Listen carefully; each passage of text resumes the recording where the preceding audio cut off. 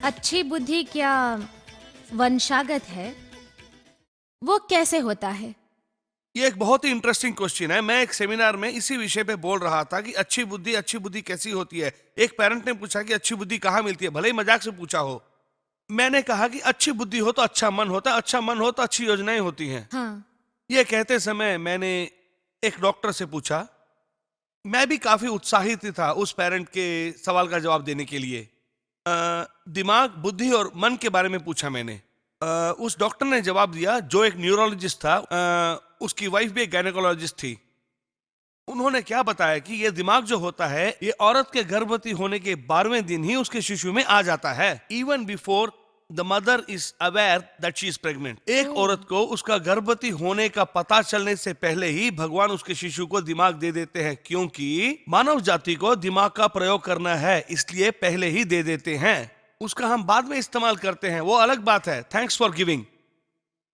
ठीक है, दिमाग मिल गया, लेकिन मन है क्या? घर में रहने वाले बच्चे का मन नहीं होता। आत्मा के बारे में भी बात नहीं कर रहा हूं। मन की बात करें तो मन है ही नहीं। माँ का मन ही गर्भ में रहने वाले बच्चे का मन होता है। इसीलिए हम गर्भवती माँ का मन अच्छा रखने के हाँ। लिए कहते हैं। लेकिन उस बच्चे के पैदा होते ही माँ का अलग दिमाग, माँ का अलग मन, बच्चे का अलग दिमाग, बच्चे का अलग मन। माँ जानती है कि ये दिन है या रात है, लेकिन बच्चा नहीं जानता ये दिन है कि रात है। अब रोना चाहिए कि नहीं रोना चाहिए, सुसु करना चाहिए कि नहीं करना चाहिए। इसमें देखा जाए कि क्या एलिमेंट नहीं है, तो बुद्धि ही नाम का एलिमेंट हाँ। नहीं है। बच्चा हर जगह पे पैखाना न करे, हम उसके डायपर वेपर बांध के रखते हैं। रही बात बुद्धि कैसे आती है, यकीनन ये एक जेनेटिक फैक्टर नहीं है।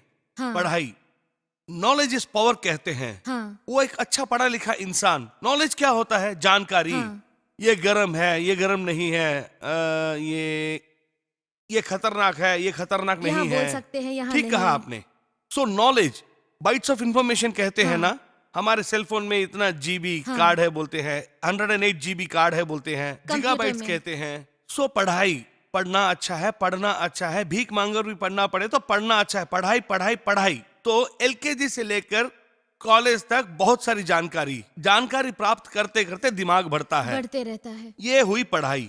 दूसरी बात, अगर नहीं पढ़े तो अनुभव। आप एक बच्चे की मिसाल ले लीजिए। वो नवजात शिशु जब तक बढ़ता नहीं तब तक उसे भले बुरे का पता नहीं चलता। वो क्या करता है, किसी भी कीड़े को पकड़कर अपने मुंह में डाल लेता है। माँ उसे अच्छी तरह से समझाती है कि ये नहीं खाना चाहिए। अगर वही बच्चा एक मोटी चींटी को पकड़ लेता है तो चींटी उसे काट लेगी। उसके बाद वो कभी चींटी को पकड़ने की कोशिश नहीं करेगा। तो ये अनुभव है। तो जैसे जैसे दिन बीते वैसे वैसे अनुभव मिलता है। अनुभव, मुझे एक मुहावरा याद आ रहा है कि अनुभव एक बहुत बुरा टीचर है। साधारण तौर पर एक टीचर पाठ पढ़ाकर टेस्ट लेता है, मगर अनुभव रूपी टीचर टेस्ट लेने के बाद ही पाठ पाठ पढ़ाता पढ़ाते है। हैं। तो मैंने पहले क्या कहा था? पढ़ाई कहा था। दूसरा क्या कहा था? अनुभव कहा था। जैसे जैसे बच्चा बढ़ता है अनुभव पाता जाता है। तीसरे हैं माता पिता।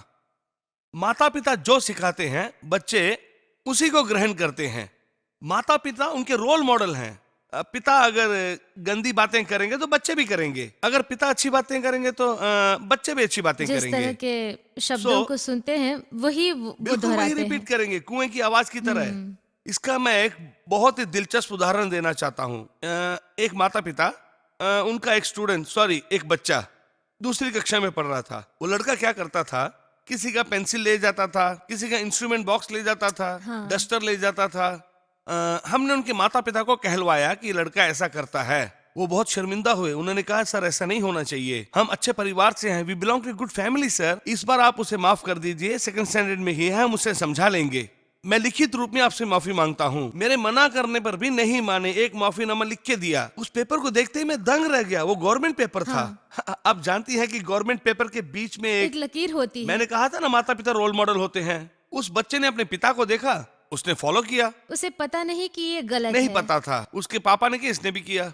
कई बच्चों की भाषा आपने सुनी होगी, वो बिल्कुल घर में बोलने वाली भाषा ही होती है। चौथे हैं फ्रेंड्स।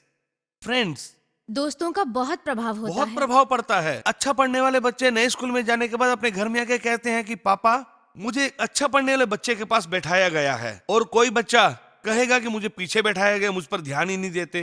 कहें तो फ्रेंड्स, अपने बच्चों को जो हम पढ़ने के लिए स्कूल भेजते हैं, हमारा बच्चा किसकी संगत में रहता है, वो किसके साथ बैठकर खाना खाता है। मैं ये नहीं कह रहा कि इसके साथ दोस्ती करो, इसके साथ दोस्ती मत करो, पर उनकी बोलचाल की भाषा, उनके चाल चलन का प्रभाव उस बच्चे पर जरूर पड़ेगा।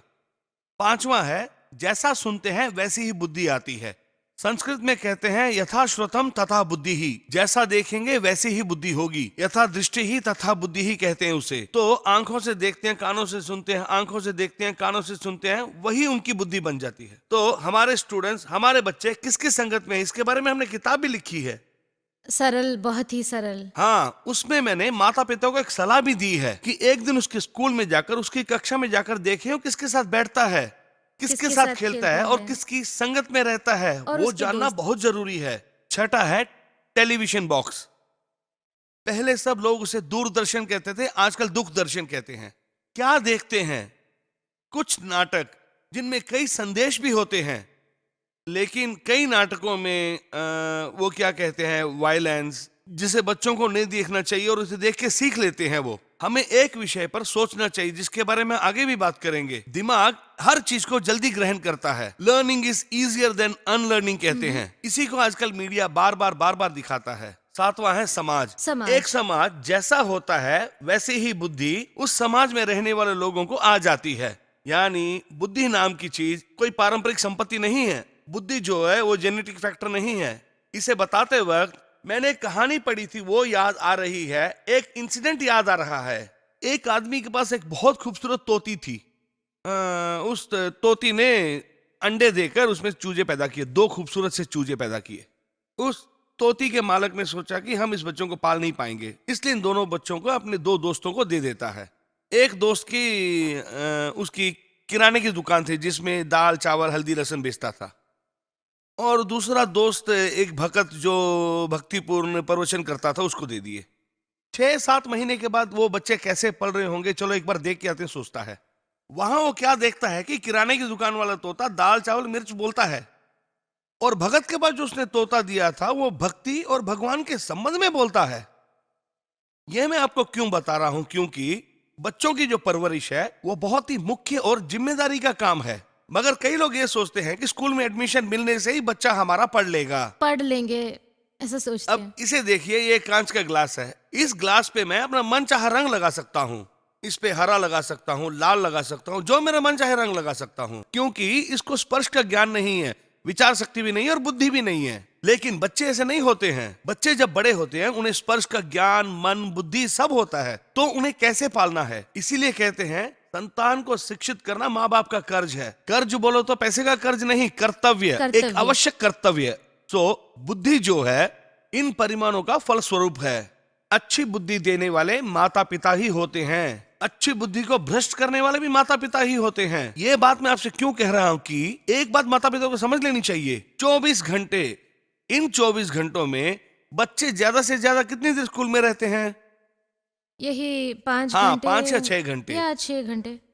उस टाइम में क्लास का टाइम छोड़कर कॉरिडोर में घूमने के अलावा वो कितनी देर टीचर की आंखों के सामने रहते हैं? 2 या 3 घंटे ही सिर्फ रहते हैं, और बाकी का समय घर में, सड़क पर और अन्य स्थानों पर बीतता है। तो अच्छे बुद्धिमान बनने के लिए बुद्धिशाली अलग वर्ग के होते हैं। बुद्धिशाली कहें तो अधिक जानकारी ग्रहण करने वाले। बुद्धि का मतलब ये करना, ये नहीं करना, जिसे मैं अक्सर अंतर करके जानकारी हासिल बिल्कुल मैं अक्सर माता पिता से कहता हूँ, अच्छे बच्चों को स्कूल भेजेंगे तो हम उन्हें अच्छा विद्यार्थी बनाकर आपको वापस कर देंगे। इसका उत्तरदायित्व समाज का है, माता पिता का है, और एक हिस्सा पढ़ाई है इसमें, दूसरा हिस्सा माता पिता का है।